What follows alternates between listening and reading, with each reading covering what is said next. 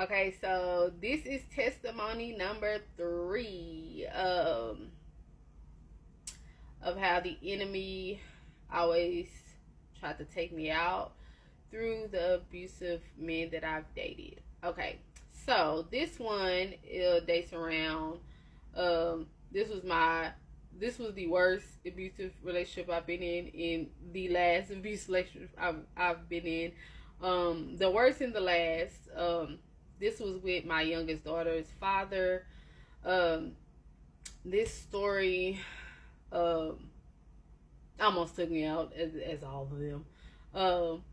But this night we were I was asking something about something in his phone, and he got highly upset, and I was holding my firstborn in my hand. She wasn't a baby, but she was like a toddler, and I was just holding her on my waist when I was talking to him, and he got upset and he hit me while she was in my hand. Blanked out. Like, when I say the spirit of anger came over me, unclean spirit took over. I was still like, I knew what was going on, but I didn't. Like, I blanked out. I went straight to the kitchen, grabbed a knife, and I chased him around our apartments. He ran to the next apartments. I ran over there. I chased him, and I was screaming this scream that I've never screamed before. And I just kept saying, like, every time I remembered it, it's like that dark part, like, woke up in me.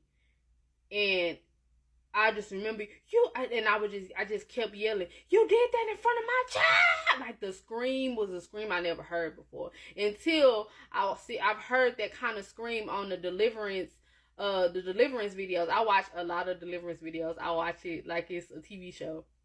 I can watch deliverance videos all day. But yeah, I've heard those screams on deliverance videos. So it came out once I heard the scream on video, it came to a realization, like, bruh, like, that night was not me. Like, I manifested a full blown unclean spirit. Y'all, if y'all would have heard them screams, like, y'all, I wanted to get that man. Like, that was not me. Like, the enemy put, oh Lord, when you living, I'm gonna keep repeating this, when you living outside of God's will, you living in sin. Like, oh my gosh, the enemy has legal access to you, but God's grace and mercy, he still had his hand on me, because I wanted to get this boy. I chased him with a knife. Intentions. I was so serious. The closest I got to him, he would have been gone. But, like, the closest I would have got to him. That's how this unclean spirit took over. Like, and what's crazy is, once the police finally came, I still didn't zone out. Like, the lights, I was walking. I actually walked, like, I dropped the knife once I noticed they were coming. And the police, they drove up, and I'm just walking to the lights like a zombie. Like, I still wasn't, like, in my right mind. I was just, like, walking to them. And when they were still questioning me, they were like, "Why your eye black?" I'm still, like, not registering what just went on. They asked me, what happened to your eye? Your boyfriend blacked your eye? Why he leave? What happened? Like, asking me all these questions, because at this moment, I'm over here, my lip busted, my eye done bruised up and done turned black. I had scratches all on my eye. Like, I'm already looking. You can tell what went on in the situation. And they started harassing me. They was kind of, yeah, I'm that. And so they was that, and they was already acting that. So they was waiting on me to get, like, a rowdy response, but I'm still, like, zoned out. Like, this unclean spirit is still doing this thing, and I'm just like, no. What happened to your face? What happened to your face? They still didn't want to know what happened to my face. They still didn't want to know his name. And I'm like, can I just go? Can I just go? And then it's like, that unclean spirit was like, okay, I did my thing. Yeah, you finna be out of there. I done did what I had to do. Let me go on and bring you back.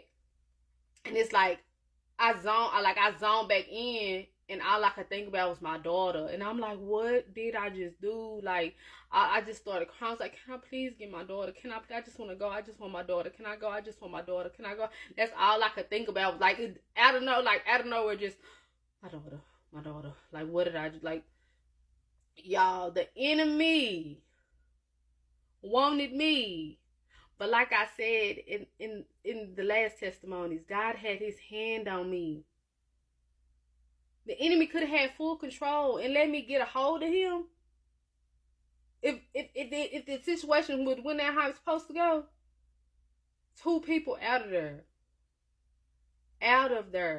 In an act of sin. I was living in sin. I deserved to been gone.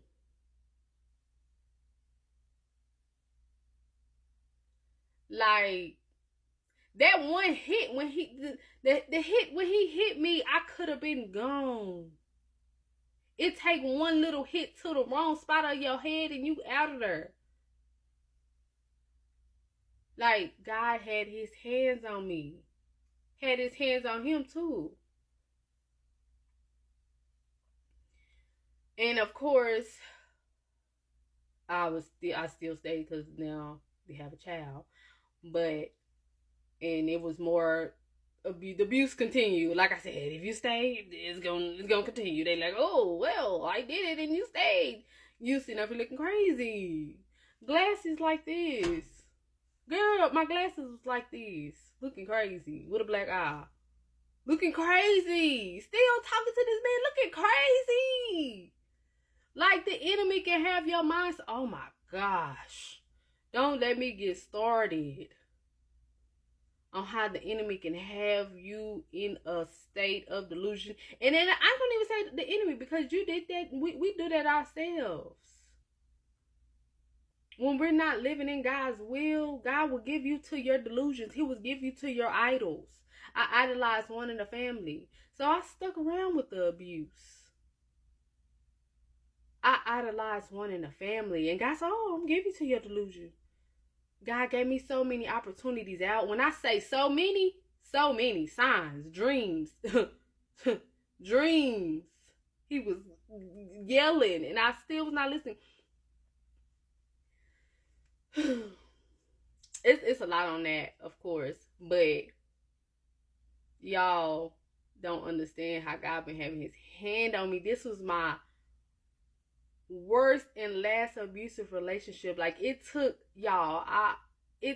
all these years of through different abusive men to finally be like, okay, God, this one here took the cake.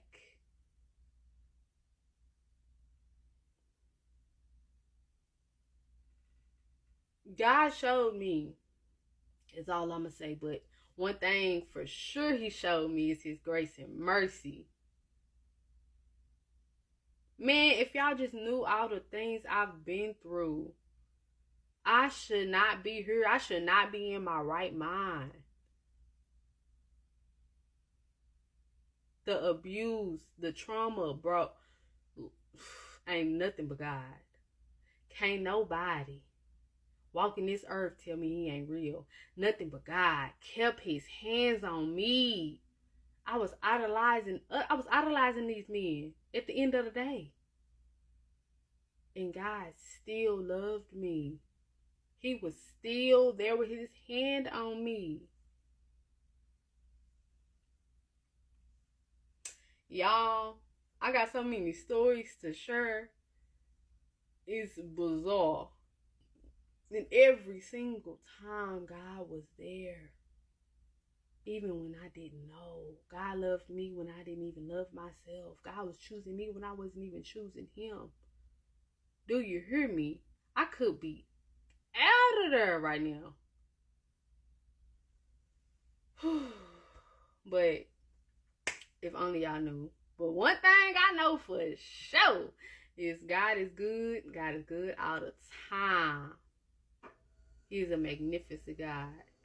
And I don't know where I would be without him. Not here, making this video right now. I tell you that. I'm so serious. I tell you that.